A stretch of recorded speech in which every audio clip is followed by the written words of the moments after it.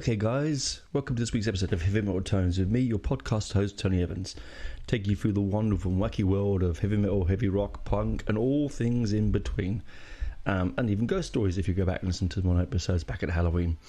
Thanks for staying with me and listening to my warbling on for all these times. I'm on almost 140 odd episodes. It's close to 3 years. It's a pretty incredible journey actually. But I thought this week we got some really good news here in Australia. We got some really nice and amazing bands coming in. Not big mainstream bands either, but ones that we've always wanted to see. And one of them that's coming to Canberra next year is Kirith Ungol.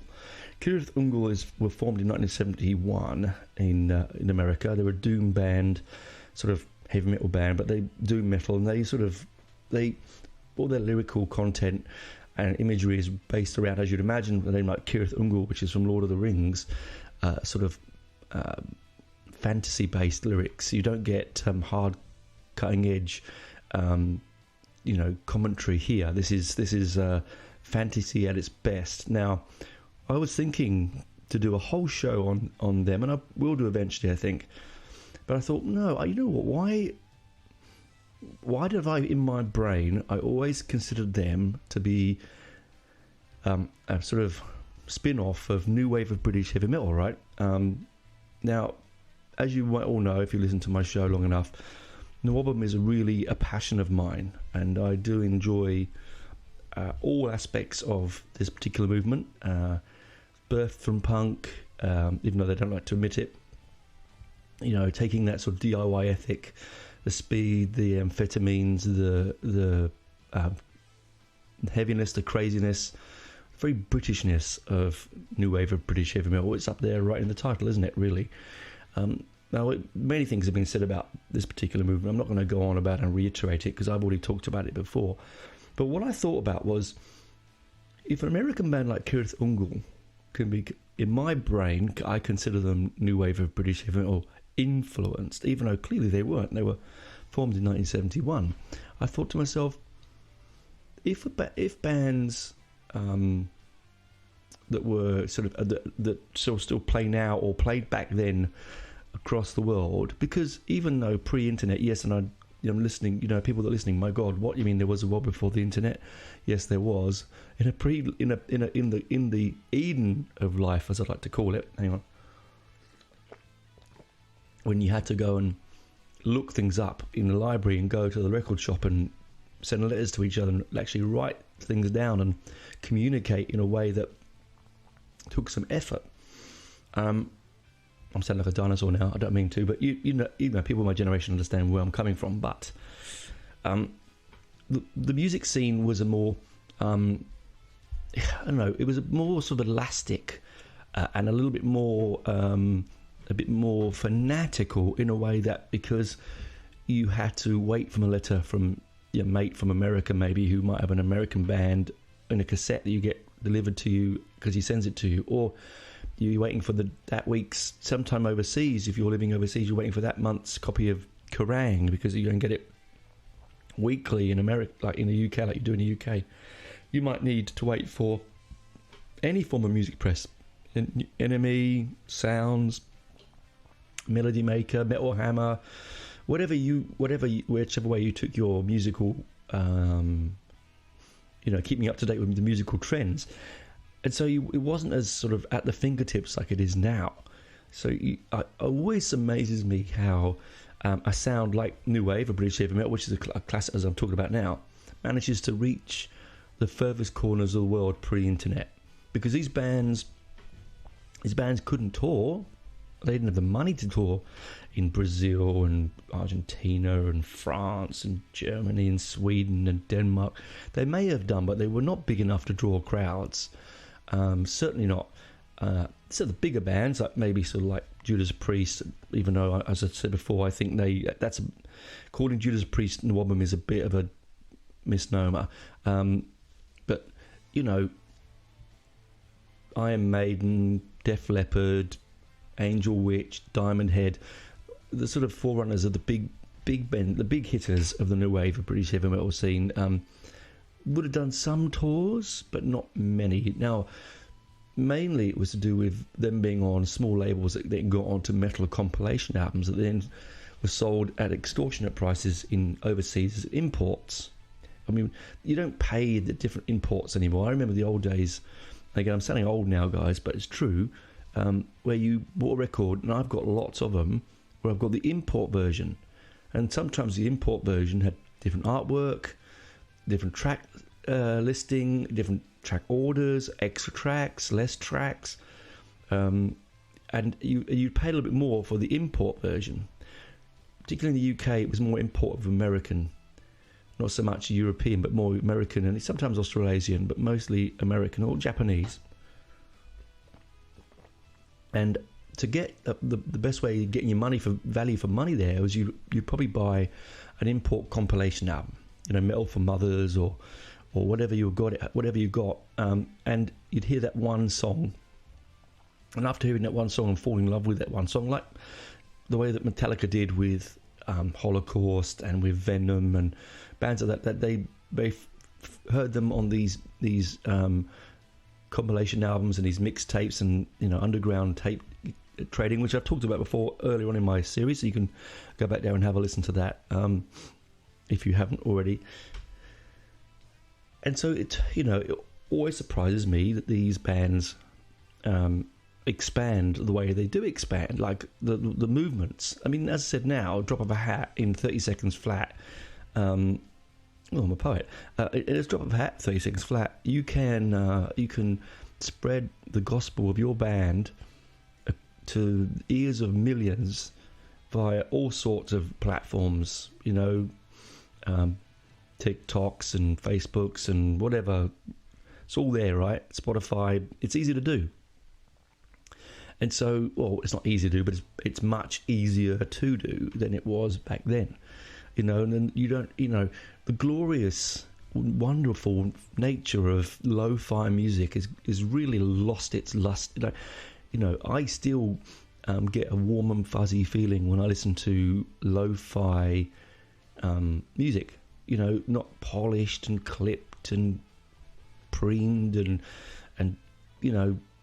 digitized within its yin yang of itself. You listen to lo-fi music, and a lot of new wave of British heavy metal took that sort of standard bearer from punk and carried it on with that lo-fi, anyone can do ethic, recorded in your garage kind of feel. As I mentioned last week, when I was talking about Venom, it is that sort of anyone can do it. Let's just get on and make it sound, which makes punk so much important to me and to a lot of people. And so this is what the new wave of British metal had. And I like, when you went to get those cassettes that were delivered, from a mate of yours overseas, it was probably copied 50 times from a tape that had already been copied 20 times. So, it was getting more and more, sound quality was getting worse and worse and worse. In fact, I was at a gig on the weekend, Witch Skull, I was talking to their merch guy, who's actually a friend of Steve Harris, crazy, and is a big Marillion fan like me, crazy. And we were talking about the same thing about, we'd hunt out Marillion bootlegs, didn't matter what the quality of them was, we just wanted to have the bootlegs. It meant that we could hear another live album version of them when we couldn't be there. And I think, again, this is what NWOBHM is so good for, and what it's so amazing about is that it was sort of that raw energy that is lost, really lost. I genuinely mean it, lost in modern music. Yeah, there's lo-fi stuff going on, but it's so hard to find, and a lot of time, to be honest, they're trying to be lo-fi for lo-fi sense. They're not doing it because it's the only thing they can do, and you can sense the sort of like fakeness of it.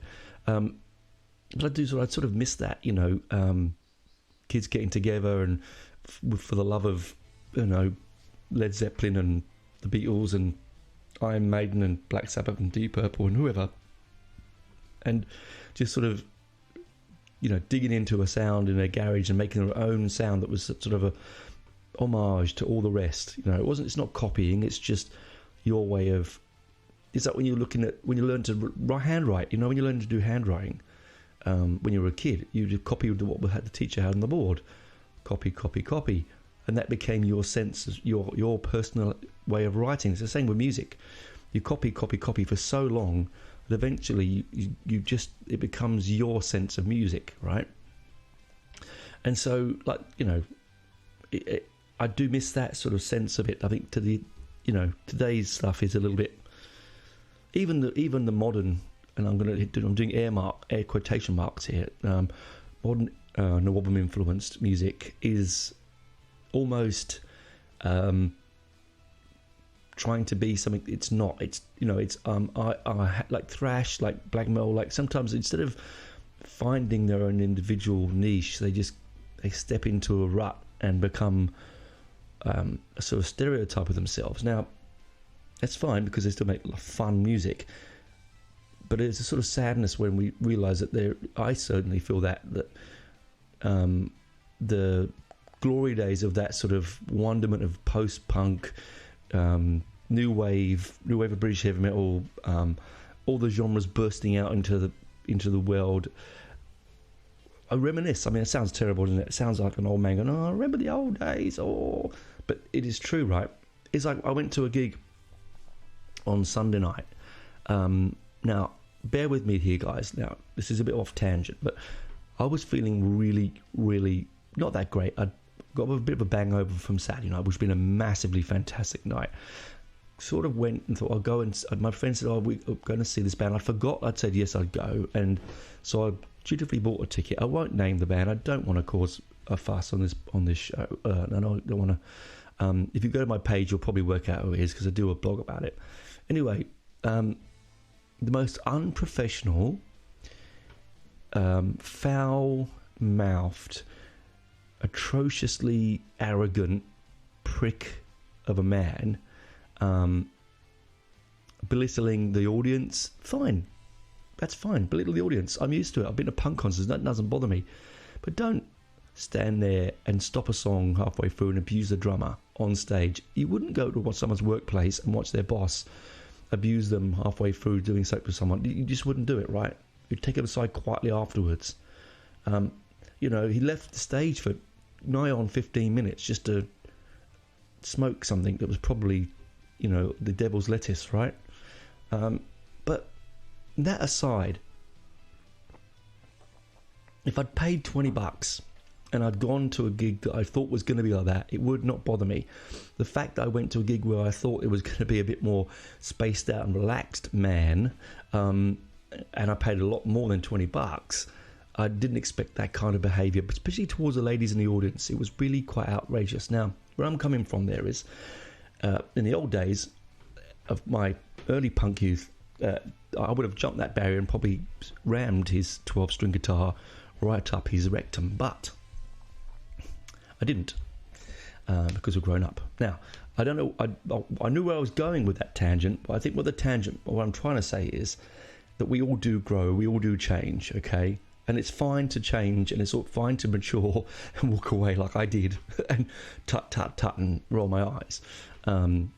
Looking back, I should have turned around and given him a serving, but I would have lost because he had the microphone and I didn't. Anyway, sidetrack aside.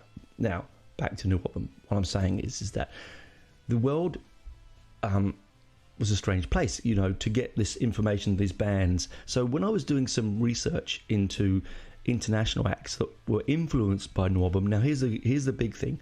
If they're influenced by NWOBHM, are they still called NWOBHM? Are they still new wave of British heavy metal if they're not actually from Britain? It's an interesting thing because you see bands I'm going to mention today. There's a lot of bands. So little side note: if you want to pause the episode as we go and write down the names of these bands and their albums, do so, because there's a lot of them. I'm not going to review each of them. I'm just going to give you my highlights of their albums, where I've heard them, where I could find them, and what country they're from. Because I generally was astounded by I literally only scraped the surface. I didn't get anywhere near any Australian bands. I didn't get anywhere near some South American bands. It was mainly Europe, but you'd be surprised. I was really surprised. And when you research them, they do have this one sense of image that does look a bit like the cross between the Ramones and Iron Maiden, which is what, or Black Sabbath or Deep Purple, is what NWOBHM really was. That kind of long-haired louts, making loud music that was fast, aggressive, vocally challenging, often dark, satanic themes, sometimes in a little bit sad, a little bit misogynistic. I've spoken about that before, but I'm gonna go through them in the second part of the show, and you'll be amazed. I was amazed. See, nowadays nothing would amaze me, because if you put a band up or a style of music up on the internet, bingo. If you're good at if it's hit the right market, that scene is copied and not copied again. Sorry, is homaged all over the world in very, very quickly. I mean, you think about the Pistols. When they played in Manchester on TV there, all of a sudden overnight there were hundreds and hundreds of bands that formed. The Buzzcocks and so, like, the Clash. So many different bands formed because they watched that program, and only because they saw that program. They would not known anyone otherwise. Right? That one moment, that one capture, that wasn't repeated, it wasn't videoed, you couldn't stream it. It was, if you were watching it at that time, it was live. That's the moment. You had to be in front of your TV at that time, and it is sensational to think that all those eyes that went on to make such spectacular music and create such a vivid and varied musical genre, and break the mold of music industry and completely change it, were all in those eyes on that TV show at that one time. It's pretty amazing, right? It's the same with this. It's like, look at the years. If I go through the years of these things, they're all within the same year, 1 or 2 years. So how that information spread boggles my mind, and it just shows you the veracity and the love of what they had for this music. Now, a lot of these bands have disbanded, moved on. They've probably all gone off to become bank managers, have children, mortgages, cats, dogs, loves and lives and losses, all that sort of stuff. But some of them are still with us, playing around. There are a couple of big names in there which I'm going to pass over, because I think that you probably already know that stuff. I'm much more interested in the sort of smaller bands that would have just come and gone and done their bit and moved on. Now, I'm going to have some of my tea, and we'll pause for some adverts. And while the world of commerce is bubbling through your ears, or if you wish to skip, please do skip, I will get ready for my list. And as I said, it's you'll hear it's a couple of pages. It's a fairly decent list. If I get things wrong or I drop things or miss things, I do apologise. I was frantically trying to get all this onto one page because there's so much. I didn't want to keep flicking through pages. So let's see on the other side how NWOBHM, or whatever you want to call it, new wave of heavy metal maybe, did transcend across the world in a space of a year or two to create some absolutely stunning classics which you may never have heard of. Anyway, some of them are available. You have to YouTube some of them. Some of them are on Spotify, but you might have to dig for some of these. I had to dig, but it was well worth it. Anyway, I didn't listen to every single of these track on these albums. I listened to basically one. I tried to listen to one track on each of the albums. So if I could find them. But anyway, see you after the break, guys. Bye for now.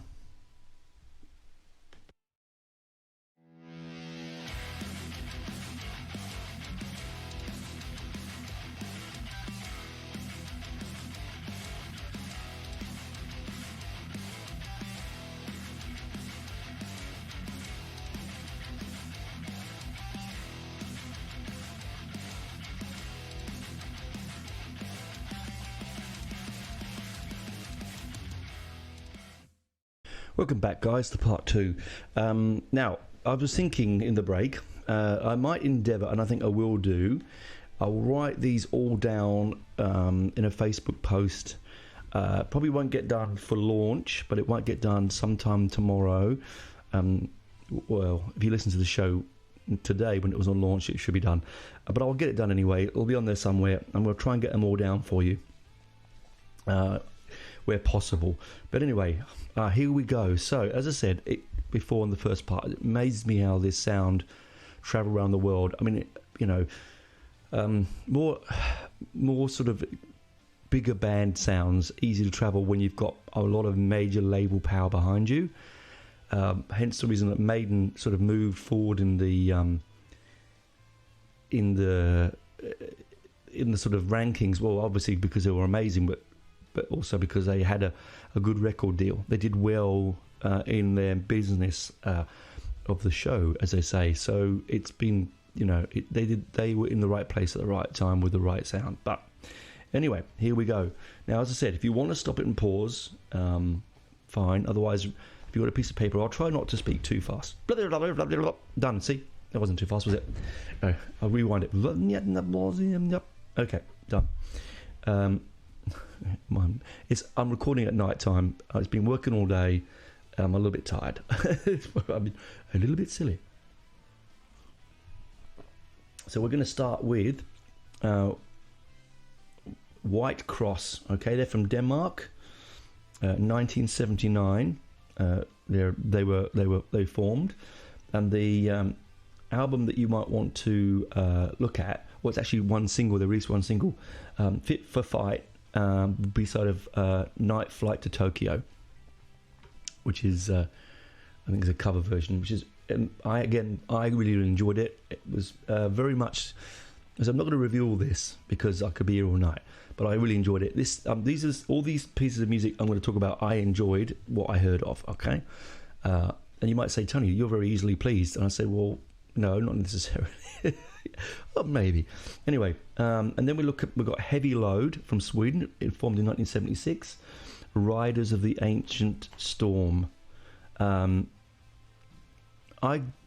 could only find small things about Heavy Load, but what I found of them, snippets of YouTube videos, I really quite liked. I actually think that the Swedes took the sound really well here. And then we moved to Finland with Oz, O-Z, okay, 1977. And their first album, they formed in 77, but the first album was in 1983 called Fire in the Brain. Again, this is actually available, I think, on Spotify. I think I did find it. Well worth a listen. Then we're going to go to Overdrive. Now, Overdrive are from Sweden. A lot of these are from Sweden, actually. So you can see why, because they did sort of they were, I think, the most sort of adventurous country outside of the UK when it comes to early heavy metal of this particular genre. Overdrive, and the band, the album came out in 1983 called Metal Attack. I had a couple of these songs on a compilation album years ago, and it sort of, when I was researching it, it made me think, yeah, there we go. And then there's Hand of Doom. They're from Germany. Now, they are an interesting band because the album's called Poison Noise, but they do deal with a lyrical content which, to be fair, if you are easily offended and you do find any of their songs, be prepared to be shocked, okay? So they're a bit like Venom in that respect, that they don't really care at what they say and who they say it to. If you don't mind that, brilliant. Otherwise, just be a bit warned on there, okay? And then we have my actual one of my favourites here, which is Gotham City, and they released the album The Unknown. Now, I couldn't find a year for that. 1980, that's right. They're also Swedish. They are still going in one form or another, and they do play some. They remind me a bit of very early Maiden with Paul Di'Anno, actually. So that might, if you like that kind of thing, that might be the way for you. Have I said over? Then we've got Overdrive. They're from Sweden as well. Did I mention Overdrive before? See, this is where okay. Now, I couldn't find an album to recommend. There's a lot of demos. So if anyone knows Overdrive from Sweden in 1980, I'd like you to reach out and tell me if you can find any of their stuff, because I did a bit of research and got sort of dead-ended slightly. So, Overdrive is Metal Attack. See, this is my handwriting. Overdrive's Metal Attack, 1983. That's where they're on. They're from Sweden. Gotham City did The Unknown. That's right. Sorry, I apologise. See, this is what happens when you scribble and scrabble trying to get it all onto one paper. So I will reiterate that. It's Overdrive is Metal Attack. That was on the concept, on the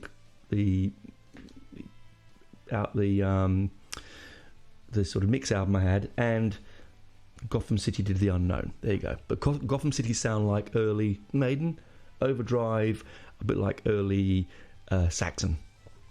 And I don't mean, pre-Saxon. Iron Age man. No, I mean, Saxon the band. Okay.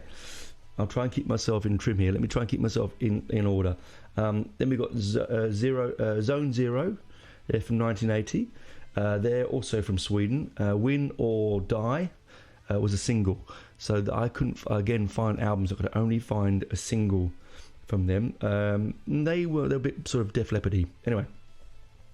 And then we got another band from Sweden called Torch. Their album is Fine Racer. It's an EP, actually. Fire Racer, which is an EP. Then, again, one I couldn't find much on, restreaming. So those that have got in your collection out there, kudos to you. If anyone has actually heard it and would like to send me a link to the webpage, my Facebook page, that would be fantastic. Again, if I had more time to research deeply into each of these bands, I'd probably take a whole month of episodes. And then we move away from Sweden, right? Wow. Now we're in Norway with Arch. That's ARTCH, and that's another return. Again, not a band that I would go regularly back to. They were a bit diamond heady without the good vocals. Sorry, those any members of band Arch listening. Again, they're probably probably bank managers now. But then we moved to France. Now, I was quite surprised here that France has quite a few. You can sort of understand, because Britain being so close to France, easy for bands to travel into France to do small tours, and French people coming over to London to see them if you're reading the news press, the newspaper press. So it's easy for us. So you can see why France would be sort of like, I can understand, but Sweden and Norway and Finland, that's really quite, as I said before, it sort of takes my breath away thinking about it. But these bands are from France. Blaspheme, they're from France. They formed in 1981. Their first album, which self-titled, was in 1984.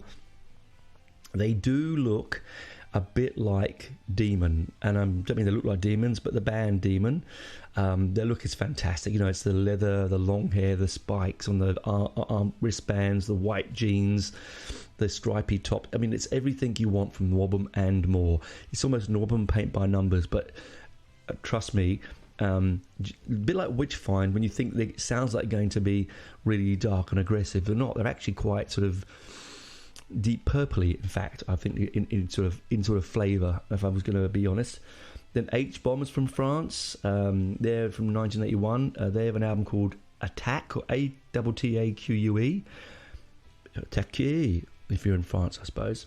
Pardon me, French listeners, I'm not trying to butcher your beautiful language. I'm just trying to use my stupid English to get around it. H-Bomb are still going, I sort of read, I think. They do have a sort of deep purpley, Led Zeppelin, Thin Lizzy kind of sound, that kind of side of NWOBHM. Sort of very, very fast. I felt they were probably one of the fastest of the bands I'd heard. So if you find their stuff, you might enjoy it. Again, from France, with High Power. That was also a self-titled first album from 1984. They were formed in 1978, but I think their first album was in 1981, according to this. But again, I could be wrong.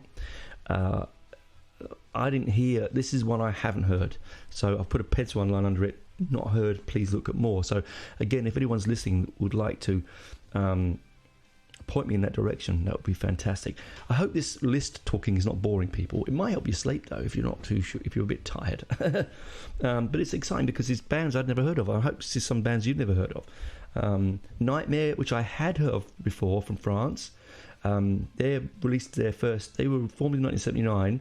Released their first album in 1980. It's called "Waiting for the Twilight." I actually quite like this band because it's sort of. I saw them. I didn't see them live, but I've seen them on a YouTube thing with. I think they were supporting Venom. Or there was something like that. They were very similar kind of. It was like either Venom or it was Witchfinder General. One of those kind of bands. Very doomy, I found. Has that sort of doom side of NWOBHM. And then again, still in France, we've got Warning. And their first album in 1980 was a self-titled album, Warning. Great, I mean, typical NWOBHM. All these have fantastic NWOBHM artwork, great logos. Looks like they've been drawn on the back of a bus on the way to the gig. Stenciled on. It's got like Voivod kind of writing. It just makes me smile.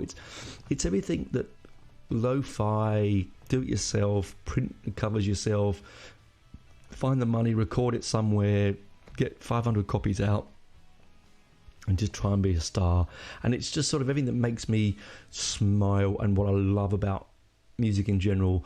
You know, I do. You know me. I like the pomposity, the virtuosity, the madness and the craziness and the polished of all music. But I do so deep down. For many years, I wouldn't listen to something if it was too cleanly polished. And I know why, because this says to me, youth-fueled rock and roll. It really does. It says ill-informed, uneducated, just trying their best to get out from the slum that they're in, or the life they've found themselves in. They want to just be something else, make something of themselves. Don't want to pound steel in a factory or put knobs on radios or polish cars or whatever the monotonous job that these people had. They wanted to get away from it, office jobs and whatever. And bands like Warning are just up my alley. And then we get Satan Jokers. Now, the album title is actually called now I'm going to butcher this in French, Les Fils de Metal, which is Sons of Metal. Le Fil du Metal. I'm sorry, French people. God, it's hilarious, isn't it? It's terrible. I did 3 years of French in high school, and all I can say is my name's Tony and I'm 11. Oh, no, and I'm from London. There you go. And I'm not going to say it now because I'll just embarrass myself to my lovely international listeners. But Satan Jokers, that aside, they are very Judas Priesty. They have a Judas Priest image. Pardon me if you hit the mic. They... now, a lot of this stuff, don't be scared, it's not all sung in French or in Dutch or whatever. A lot of it is actually in cod English. They're trying to, because it makes no sense for them to just stay within their own market. They're trying to get international. So you'll find stuff in their own language and you'll find stuff in English. And I generally like their own language more because you get the more emotion. But at the same time, if you want to sing along to the lyric and you can't speak that language, but then again, you don't need it because you've got the music. I mentioned this a few weeks ago. Sometimes the lyrics don't need to be there. You just want to enjoy the music, okay? And then we move away from France. Ooh, now we go to Chile, Denmark. And we have Evil. Now, their first album was released in 1984, 2 years after they formed. So a little bit outside the NWOBHM thing. They were called, their song album's called Evil Message. Now, again, this is a band I actually knew because I sort of vaguely remember them on another one of those sort of best of Euro metal albums that was on cassette when I was a teenager. Don't ask me what one it was. I can't remember. I just remember it being played a couple of times to me while we were all sitting around in my mate's lounge room. Hang on. And Evil is one of them. And it's funny because I couldn't name you a track because it was too long ago, but as soon as I listened to the second track on the album, I was like, yep, I know that. And it's not just because it sounds like a lot of other bands of the same time and the same vintage. It generally has, it just triggered a memory. And me and Daniel and Terry and, because Daniel and Terry started listening off to early hip-hop, which I really enjoy, and I enjoyed then. But occasionally they'd pull out a heavy rock album or a heavy metal album or cassette that his dad Terry would get him, and it was out of the dad's collection because he was a bit of a stoner and he liked all sorts of like Hawkwind and Deep Purple and Sabbath and all sorts of stuff. So he got some gems from his collection, and I remember that being there. I think I do. It might just be wanting to remember it, I don't know. And then we move all the way. Now this is the one, it astounds me, all the way to Canada. Now, not all of these bands are going to turn around and say, yes, we are influenced by NWOBHM. They might just say, no, we're heavy metal, and we just unfortunately got lumped into that scene, which is what some of the big bands like to sort of now are distancing themselves from it. Maiden have done. The All-American Good Boys and Def Leppard have definitely moved themselves away, even though their best albums were definitely of that part of the movement. People will say, oh no, but it's Hysteria and Pyromania. No, God, no. The first few albums, Into the Night, I think is one of them, is just absolutely on Into the Night. It's just an amazing album, right? Anyway, that's my moan aside. Canada. And we have Sacral Blade. That's a great name for a band, isn't it? And that's the thing as well, isn't it, about the NWOBHM movement? The names were brilliant. You could get patches and t-shirts with names on it. You sort of walk around, you wouldn't feel like a prick. Sacral Blade, High Power, H-Bomb, Blasphemy, Zone Zero, Overdrive, Gotham City, Heavy Load, White... All these, brilliant.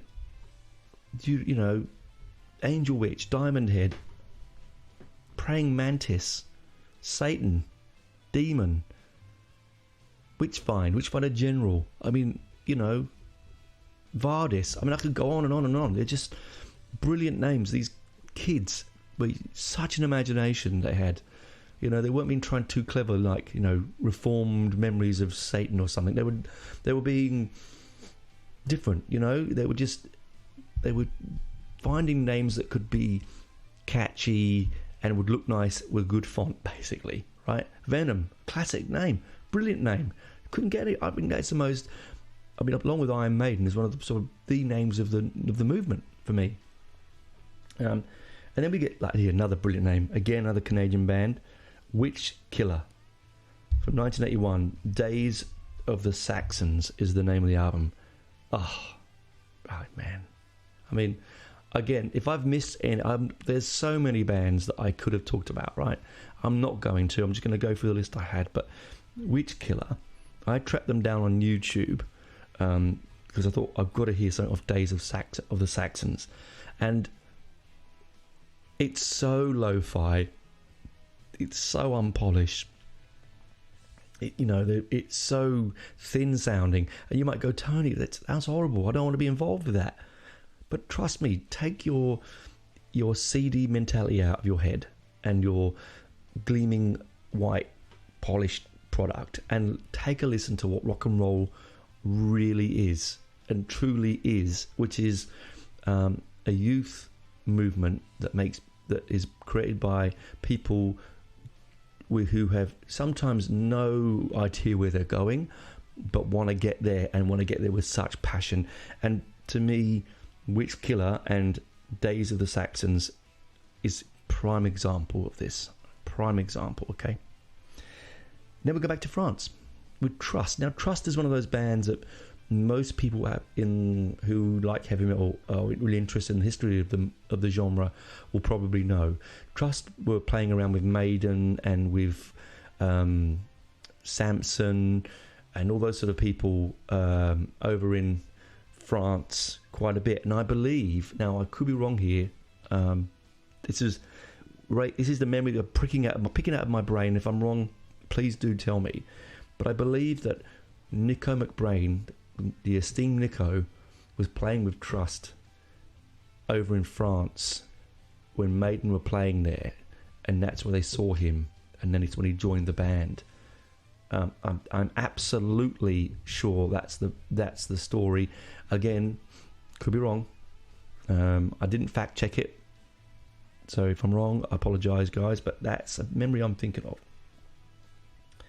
And then we've got another fascinating name of a band, Maltese Falcon, named after the movie, right, from Denmark.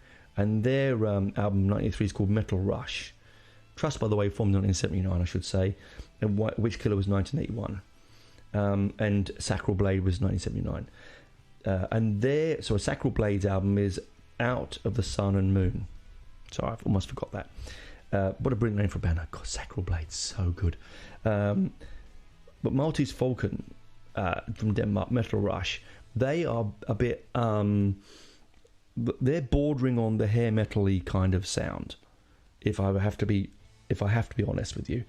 Are a bit sort of... There's definite influences of Rush in there, and Deep Purple and Black Sabbath and Led Zeppelin and all sorts of things, which is the same in all of those bands, because a lot of them, even though they'll tell you differently, they would be influenced by punk, they would be influenced by progressive rock, they'd be influenced by the Beatles, by the Stones. A lot of them were gifted musicians that were influenced by blues and jazz. They just wanted something more fiery and aggressive, and something that was more in tune with how they felt at the time, which is how the punk movement burst and became so fiery. It's because it attacked the zeitgeist. It sort of hit that moment in time, and I think new wave of British heavy metal did that in 1980 to 1980, like 79 to 82, right? It did that. It burnt brightly, it burnt fast, and it disappeared, but it did disappear completely. The movement itself may have outgrown itself, which is what these things often do. They grow so quickly that they expand and change and become this sort of fiery furnace that can't burn for so long. But when from the ashes comes other movements like ska, like new wave music, like pop, electro, acid house, dance. Same with metal. It's the same thing. The new wave of British heavy metal burnt so quickly, brought all these amazing ideas in, got all these great band names, all this fervour, and then dissipated off into all its little subgenres. Black metal, death metal, thrash, speed metal, power metal, progressive. It all comes truly, as I genuinely think this, it all filters from that one movement that spawned itself from the north of England mainly, where times were hard and the way out was music. For me, or acting, but mainly music, because it was accessible and it was the way, and it was the way you communicate with each other. And and the fact that it moved across the world into all its different little niches, and then you can imagine little fingers going off into different areas, like in Sweden it becoming Celtic Frost, and in sort of Canada it becoming I'm blank to think of a Canadian band. Sorry, Canada, I didn't mean that. But off to be like whatever Canadian metal band scene you have there. In America, almost infinite because of the size of the country. Going to become Slayer and Megadeth and Anthrax and all God knows what onto there, and Brazil becoming Sepultura and all this stuff.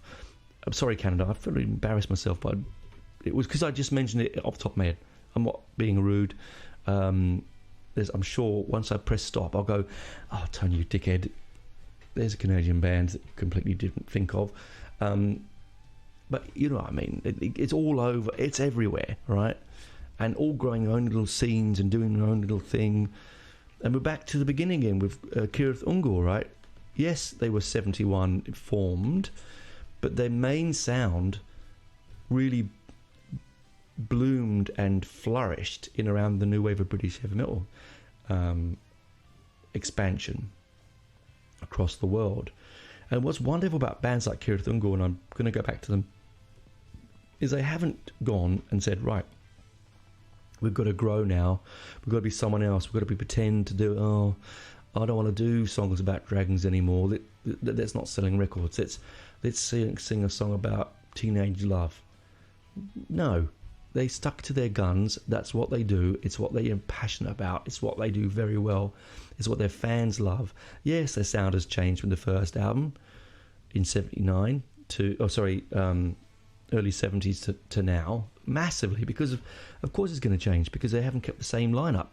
People do come and go, and as you play for 40 odd years, you're going to get tighter and tighter and tighter and tighter, and your sound is going to be less lo-fi and more polished, because you have more money and you have more time and you've got more power and more studio nuance, knowledge, and a bit more understanding of production and what sells and what doesn't sell and what is good and what isn't good.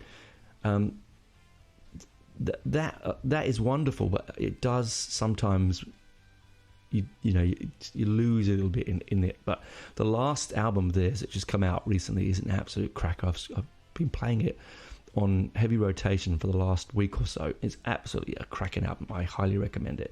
I'm not to review it here because I'm running out of time. All I wanted to talk about today was the NWOBHM expansion across the world.